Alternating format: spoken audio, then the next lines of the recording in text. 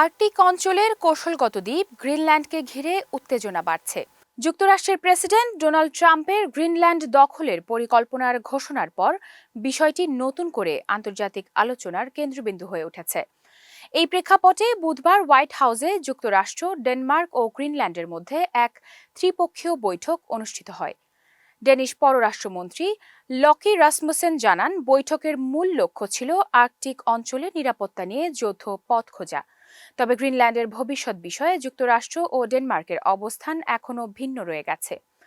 গ্রিনল্যান্ডের পররাষ্ট্রমন্ত্রী বলেন, দ্বীপটি যুক্তরাষ্ট্রের অধীনে নয়, বরং মিত্র হিসেবে সহযোগিতা করতে চায়। ডেনমার্কও ট্রাম্পের পরিকল্পনাকে অপ্রয়োজনীয় ও আক্রমণাত্মক বলে উল্লেখ করেছে।